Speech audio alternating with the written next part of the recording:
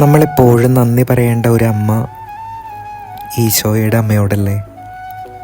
അവളുടെ ശുപാർശ കൊണ്ടും അവളുടെ യാചനകൾ കൊണ്ടും എന്തുമാത്രം കാര്യങ്ങളാണ് നമ്മുടെ ജീവിതത്തിൽ സ്വർഗം നൽകിയിട്ടുള്ളത്.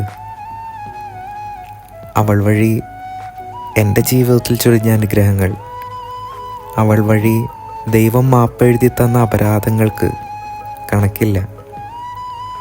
പല വായനകൾ ഇന്നുണ്ടെങ്കിലും കാനായിലെ കല്യാണ വീടാണ് ഇന്ന് കാതോരത്തിൽ.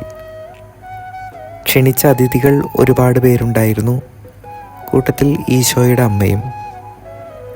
കാനായിലെ വീട്ടിലെ ഏറ്റവും വലിയ ഭാഗ്യം ഞാൻ കാണുന്നത് അവർ അമ്മ മറിയത്തെ ദിവസങ്ങൾക്ക് മുമ്പേ വീട്ടിൽ കൊണ്ടുവന്നു എന്നുള്ളതാണ്. അതാണല്ലോ ആ വീട്ടിൽ വലിയ അനുഗ്രഹമായിട്ട് മാറിയത്.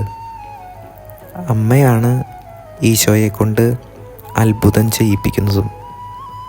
പരിശുദ്ധ അമ്മേ മാതാവേ, എൻ്റെ ജീവിതത്തിൽ എപ്പോഴും നിറഞ്ഞു നിൽക്കണമേ. എൻ്റെ വീട്ടിലെ കൽഭരണികളിലെ വീഞ്ഞ് വറ്റി വരണ്ടു പോകുമ്പോൾ, സ്നേഹത്തിൻ്റെ വീഞ്ഞ്, പ്രാർത്ഥനയുടെ വീഞ്ഞ്, അഭിഷേകത്തിൻ്റെ വീഞ്ഞ് വറ്റി വരണ്ടു പോകുന്ന സമയത്ത് നീ വേണം എന്നെ സഹായിക്കാൻ.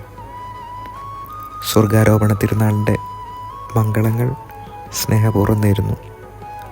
ആമേൻ.